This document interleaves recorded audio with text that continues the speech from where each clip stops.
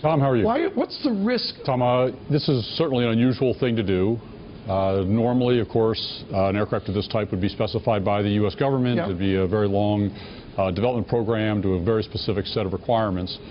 From our perspective in the U.S., particularly when it comes to sort of light attack or ISR types of aircraft, it's been many decades since the components that are not specifically designed around a military aircraft. We're able to use an awful lot of the component key parts. They've got the battery from the Boeing 7.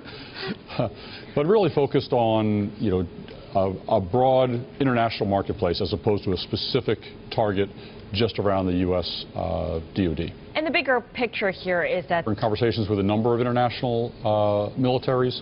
So what was more important for us was to look at both U.S. and international requirements. And while the U.S. focus has been on very, very high performance and therefore very expensive, both to own and to operate aircraft, we were trying to talk to customers who need something that provides their mission around ISR. Most of these countries are using aircraft of this nature to do surveillance work.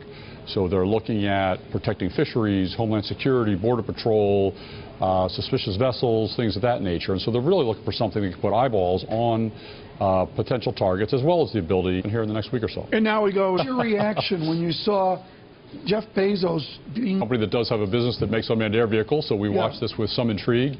I'm sure a lot of people think it's crazy, but most really great ideas are crazy when they start. But you and I remember... Time for a field trip. ...about their kids in engineering education. There's no downside, is there?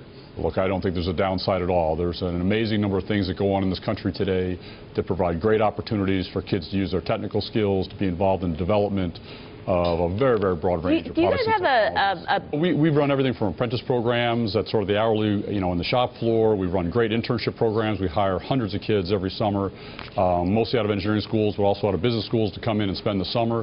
And frankly, that's our recruiting pool. If you can get a kid to come in and work on your products, work in your business, our ability to hire them back on a full-time basis is very high. Please come back. Scott Donnelly, thank you.